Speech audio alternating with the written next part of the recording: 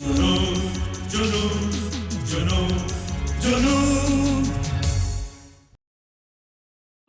करो बस, तुम बड़े जालिम हो। तुमने उस बेचारे का कितना बुरा हाल किया। मैं तो डर रही थी कहीं वो भी तुम्हारी तरफ पीकर तुमसे उस दिन का बदला न ले। अरे उस कमीने में इतनी हिम्मत कहाँ। उसकी रगों में तो साहूकारों का खून बहता है, राजपूतों का नहीं। चलो वो सब तो हो गया।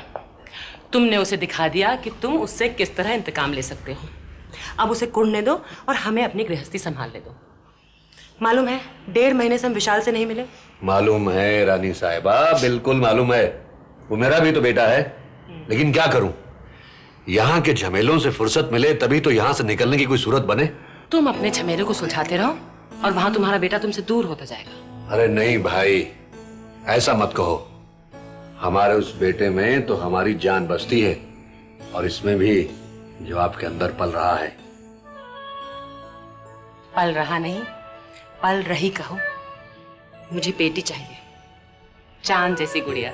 ठीक है, अगर तुम्हें बेटी चाहिए तो बेटी ही सही, मगर बिल्कुल तुम्हारी तरह खूबसूरत और तुम्हारी ही तरह लड़ाकू।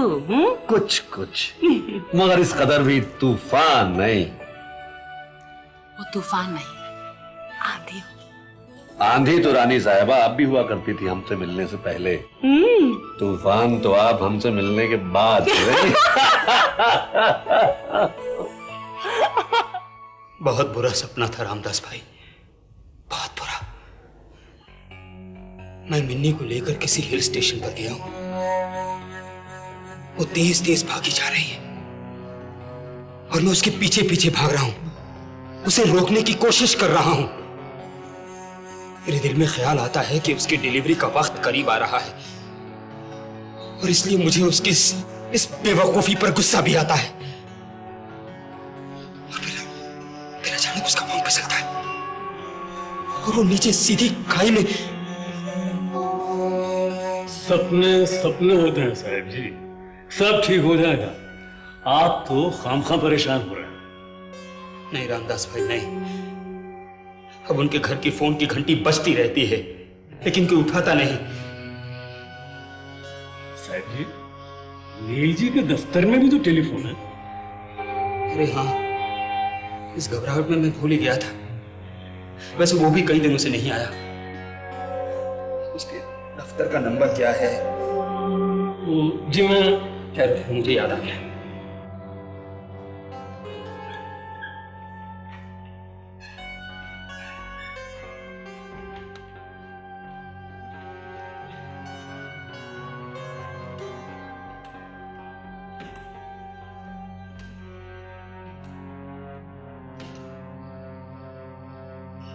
हेलो, ये नील भाटिया का ऑफिस है? वो हैं? नहीं है। कहां गए हैं? मालूम नहीं। अच्छा, वो कब तक लौटेंगे? अच्छा ठीक है, जब वो आए तो उन्हें कहिए कि होटल अपोलो से मिस्टर अग्रवाल का फोन आया था, आते ही रिंग कर लें। हाँ, वो भी ऑफिस में नहीं है। क्या करें? मुझे लगता है कि उनके घर जाकर देखना चाहिए।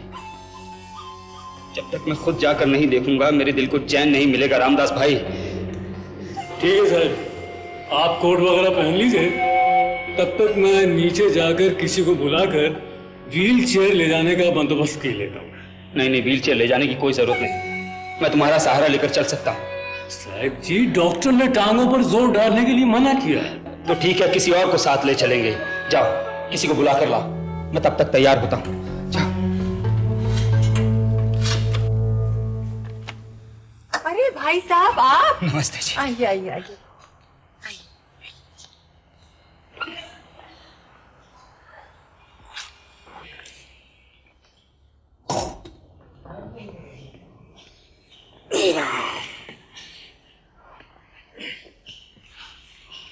आपने क्यों तकलीफ की भाई साहब? मैं तो खुद आने वाली थी आपकी खैरियत पूछने के लिए।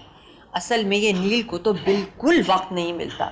बहू के दिन करीब आ रहे हैं और ये टेलीफोन है कितने दिन हो गए खराब पड़ा हुआ है। इतनी बार कहा कि बेटा जरा टेलीफोन के दफ्तर जाओ, कंप्लेंट कर दो, कहता है माँ अपने आप ठीक हो जाएगा। मैं भी कई दिनों से ट्राई कर रहा था, लेकिन यहाँ कोई फोन उठा नहीं रहा था। आज मैंने नील के दफ्तर भी फोन किया था जी, लेकिन वो भी वहाँ था नहीं। एक कत्ल का केस चल रहा है, उसी में लगा हुआ है। कह रहा था कि माँ एक बेगुनाह को फांसी के तख्ते से बचाने की कोशिश कर रहा हूँ। वो मिन्नी बेटी? हाँ ठीक है, बिल्कुल ठीक है, सो रही होगी। असल में मैं ही उसे जरा ज्यादा घूमने फिरने काम धाम नहीं करने देती। वैसे डॉक्टर ने कोई मनाही नहीं की है, लेकिन फिर भी एहतियात बरतना अच्छा है। मैं अभी जगाती हूँ उसे। लीजिए, वो तो आई गई। डैडी, ओह डैडी, आप मुझे इस तरह भूल जाएंगे ये मैंने सोचा भी नहीं था। मैं अपनी मिन्नी को कभी भूल सकता हूँ? हाँ? कभी नहीं। कैसी है बेटा? मैंने आपकी आवाज सुनी तो एकदम जाग गई। आप कैसे हैं? तो कैसी है बिटिया? देख नहीं रहे, चलना फिरना बंद, बस कमरे में ही पड़ी रहती हूँ। पहला बच्चा है ना, एहतियात बरतना जरूरी है। डैडी, आप मुझे कुछ दिनों के लिए अपने साथ नहीं ले जा सकते?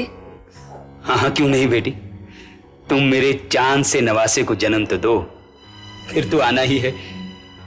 हाँ, फिर तो आना ही है। अच्छा आप ये बताइए भाई साहब लेंगे क्या? जी कुछ नहीं, मैं तो बस यूं ही खैर खबर पूछने चला आया था। मेम साहब, हुआ ये कि कल रात साहब जी को एक बहुत ही भयानक सपना आया मिन्नी बिटिया के बारे में, तो इसीलिए मिलने चले आए। मैं मरूंगी नहीं डैडी, बहुत सख्त जान हूँ। देखो कैसी बदशगुनी की बातें कर रही है ये। भगवान पे भरोसा रखिए भाई साहब, सब ठीक हो जाएगा। असल में ऐसे मौकों पे माँ बाप को चिंता लगी रहती है ना, बस इसीलिए उल्टे सीधे सपने भी आते हैं। अगर मैं शाम को आ सकता तो नील बेटे से भी मुलाकात हो जाती। हाँ, वो तो खुद भी कह रहा था कि बहुत दिन हो गए आपके पास नहीं गया। बिजी है, इसी बात की तो खुशी होती है। अच्छा रामदास भाई, आओ चलते हैं। अरे अभी तो आप आए हैं, बैठिए ना। नहीं बहन जी, वहाँ होटल में कोई है नहीं, वो दोनों मैनेजर ऑडिटर के पास गए हैं।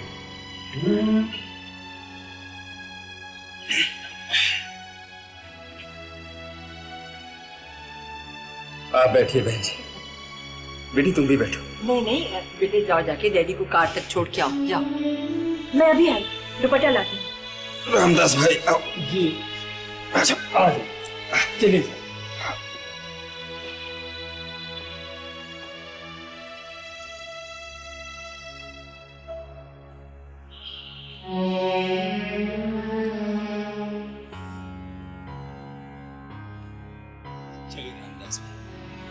अच्छा निर्मला जी, चलते हैं। मैं अभी आती हूँ।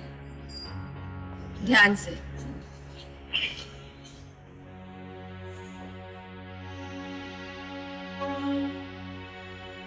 बेचारे, औलाद का दर्द माँ बाप को कितना तड़पाता है।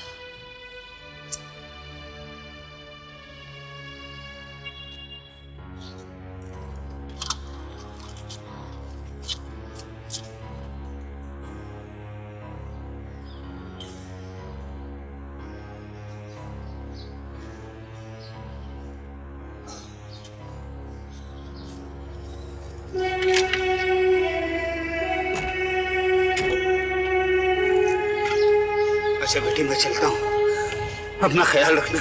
Okay daddy, bye. ड्राइवर गाड़ी चला।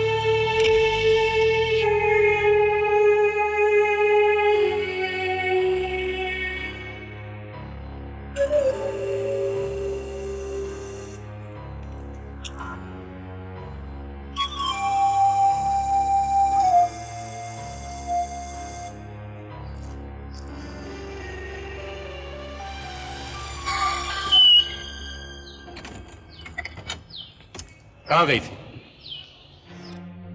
मैं पूछता हूँ कहाँ गई थी? सैर करने, लोगों से मिलने। अब छोड़ दो मुझे।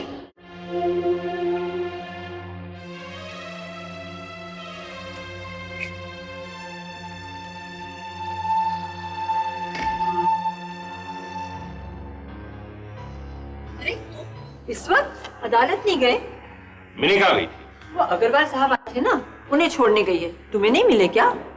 शायद मेरे आने के पहले ही चले गए थे। वो तुम इस वक्त कैसे आ गए? कोई फाइल रह गई क्या? नहीं नहीं, अग्रवाल साहब ने मेरे दफ्तर फोन किया था, मैं वहां था नहीं। जब मैं लौटा तो मैंने होटल अपोलो फोन किया, पता चला कि वो यहाँ आए, इसलिए मैं भागा भागा यहाँ चला।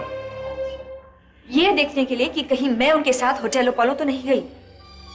वहां तुम्हारी देखभाल कौन करेगा? ये तो ठीक कह रहा ना बेटी, अगर वहां तुम्हारी माँ होती तो बात और थी, लेकिन इन दिनों में बेचारे अग्रवाल साहब को क्या पता। नील बेटा, तू इसकी बात का बुरा मत मनाया कर। इन दिनों में अक्सर औरतें चिड़चिड़ी हो जाती हैं। माँ, मैं जो काम छोड़ के आया हूं उसे निपटा दो। नहीं नहीं, तू पहले अंदर जा, बहू को तसल्ली दे। वो बेचारी अपने बाप को देख के बहुत रोई। तू फिक्र मत कर माँ, सब ठीक हो जाएगा।